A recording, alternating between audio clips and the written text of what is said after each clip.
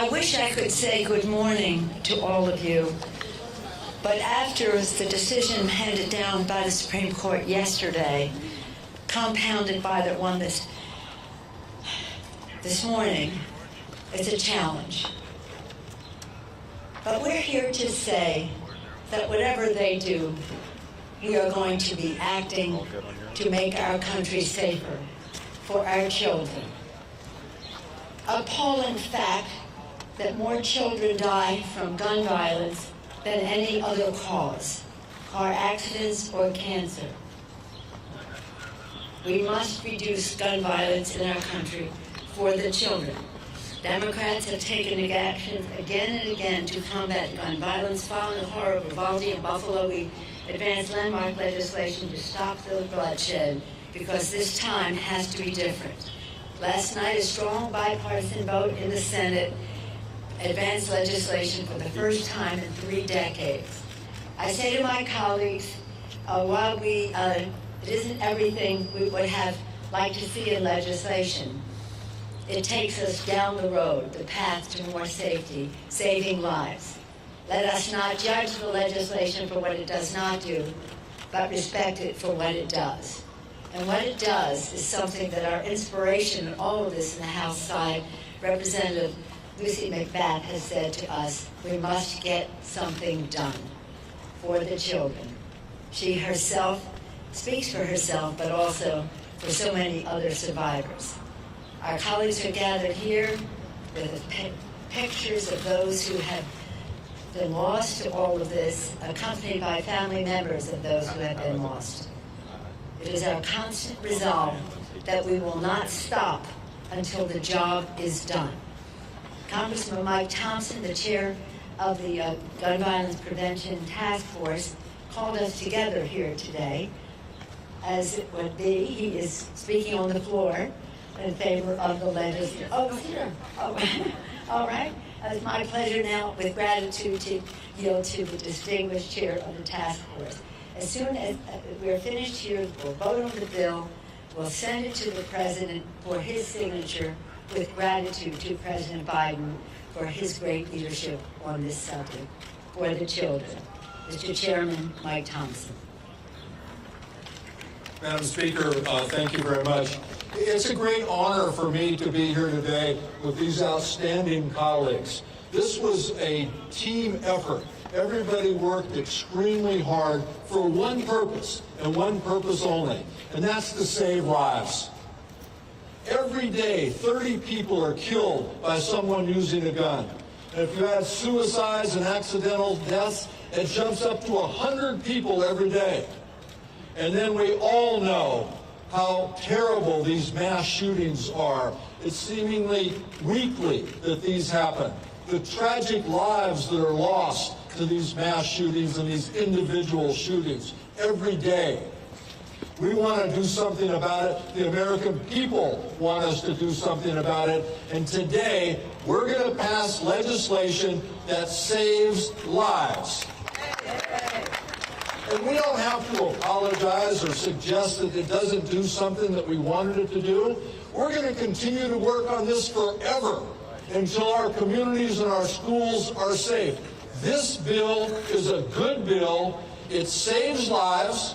It's legal, and it's got the votes to pass on this floor today, and it will go to the President of the United States for his signature. Thank you to all my colleagues. Thanks to everyone across the country who has worked tirelessly to make sure that we can come together to make our communities and our schools safer and that we can save lives. And now it's my great honor to introduce to you a colleague of ours that we have such tremendous respect for, someone who shows more courage than anybody I know, who's been able to take an issue and that is just tragic in anybody's life and turn it around and make it a very positive tool to make our communities safer and to save lives. Congresswoman Lucy McBath.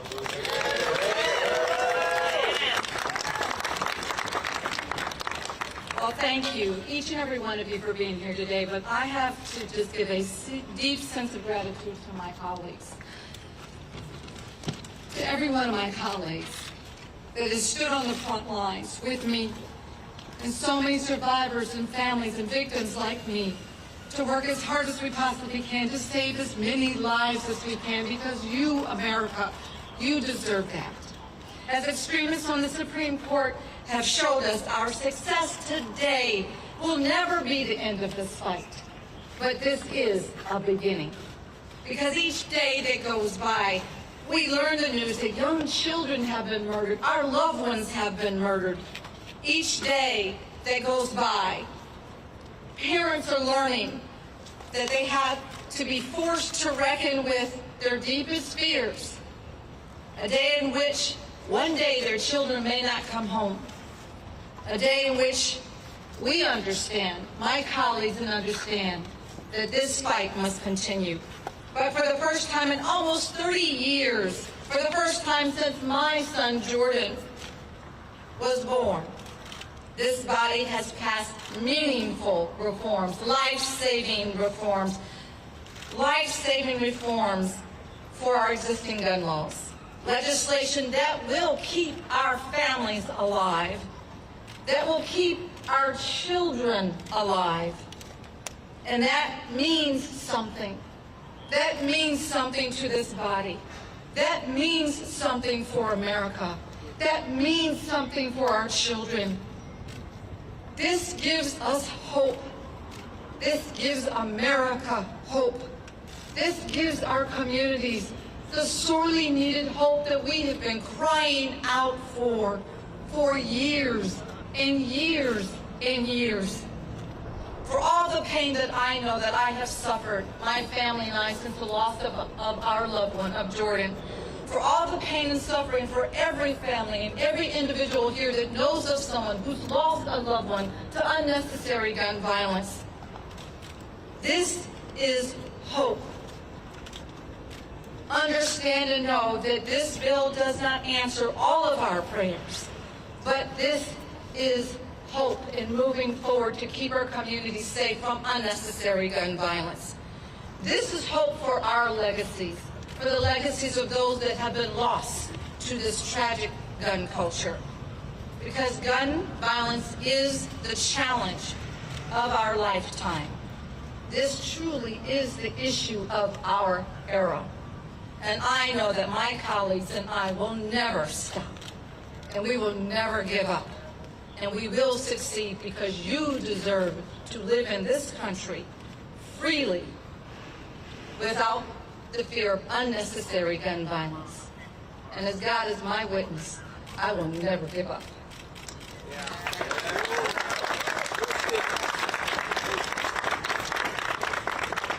And at this time, it is my honor to introduce to you a wonderful colleague, Robin Kelly from Illinois. Thank you, Speaker Pelosi. We are here today to pass what is but should not be once-in-a-generation legislation. The Bipartisan Safer Communities Act is an opportunity to save lives, plain and simple. My constituents know the trauma of daily gun violence. Children are afraid to play in the parks. Commuters are scared to drive on the highway in and out of the city. I'm so proud that elements of my bill, the Prevent Gun Trafficking Act, are included in the legislation to crack down on the illegal gun trafficking and store purchasing that is bringing guns into communities across this country. I know just how pervasive and detrimental trafficking can be on a community. More than half of guns used in Chicago shootings are brought into the city by trafficking. Too many have died, even more injured, and an untold number traumatized. Today, we will pass this legislation in honor of the victims, the survivors, and all the loved ones who never gave up hope. Thank you. And with that, I introduce our colleague from California, Rep. Judy Chu. I'm Congressmember Judy Chu, Chair of the Congressional Asian Pacific American Caucus, and I'm proud to stand here in support of the Bipartisan Safer Communities Act, which is heading to the President's desk today. The AAPI community is still reeling from the horrific Atlanta spa shootings from just 1 year ago, where a young man went to the store bought a gun, and then just hours later went to an Asian spa in the Atlanta area to murder Asian women. And then with all deliberateness, he drove 27 miles away to 2 more Asian spas to kill more Asian women. In all, he killed 8 people, including 6 Asian women. This senseless act of gun violence not only cost 8 lives, but destroyed families and communities across Atlanta. They were daughters, mothers, grandmothers, and I will never forget the tears and sobs of their loved ones when we went down to Georgia to visit. So to see that again in Buffalo and Uvalde, where families had their lives ripped apart in an instant, is more heartache than our country can bear. The Bipartisan Safer Communities Act is such an important step forward. It will ensure deadly weapons are kept out of the hands of dangerous individuals through enhanced background checks for those under the age of 21. It will provide funds for red flag laws. It will close the boyfriend loophole. We know that there's more that we can do to end this epidemic of gun violence, but this bill will save lives. And we also will continue our fight. Thank you. And now I would like to present my wonderful colleague from Texas, Congressmember Veronica Escobar.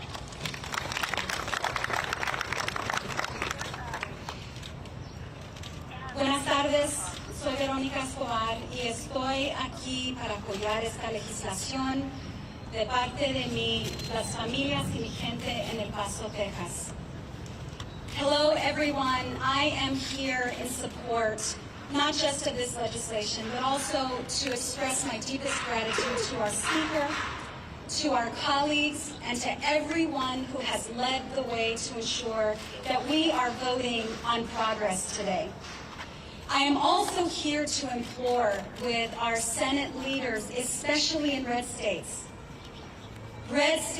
that refuse to enact red flag laws, help us ensure that your vision is fully realized in states like Texas. I'm here to also thank the activists, the incredible activists without whom we would not be here today. The moms, the gun owners, the survivors, everyone who has been unrelenting, demanding change, telling us that these common sense laws would save lives. And who heeded your calls? House Democrats and Senate Democrats were equally unrelenting. I am so proud to be a member of a caucus that puts your lives, your livelihood, your safety, your security first. We will be there. We will continue to be there. Because while, yes, this is progress, we hear you, America. We hear you. We know that you are demanding more, and we are with you. And so while today we celebrate progress, and we will march up those steps and get the bill out of the House and to the President's desk, tomorrow, today, we continue to march. We continue to fight. And my friends, in November, we vote. Remember who was with you. Remember who uplifted you. Remember who your partners are. We will be there for you every step of the way. It is now my privilege to turn the podium back to the incredible leader of our caucus that will never give up, Speaker Nancy Pelosi. Thank you very much. Thank you to my colleagues for their very important messages. I also want to join them in acknowledging the activists. As you've all heard me say again and again, our inside maneuvering can only accomplish so much. It's the outside mobilization that makes all the difference in the world. And much of that mobilization has been spontaneous and organic, not organized by us, but springing from the heartbreak of it all. I know that I have a coin, a challenge coin, Stand with Parkland. Stand with Parkland. And standing with Parkland, we stand with all of you. With all of you. And again, we will not rest until the job is done. And now, Without voice or training, we are now going to sing God Bless America. God bless America, land that I love. Stand beside her and guide her through the night with the light from above. From the mountains to the prairies, to the oceans, white with foam. God bless America, my home, sweet home. God bless America, my home, sweet home. God has truly blessed America with this legislation today. Thank you all.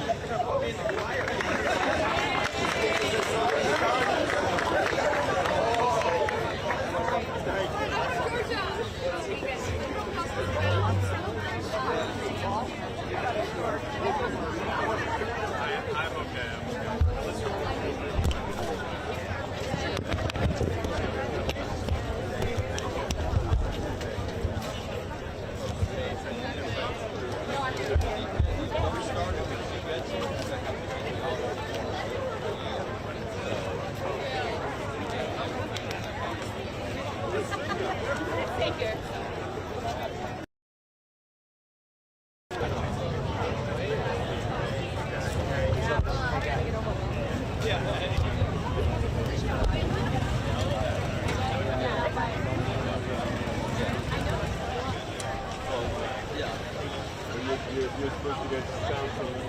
No, but we can. No, stay here. Oh, I mean, you can, but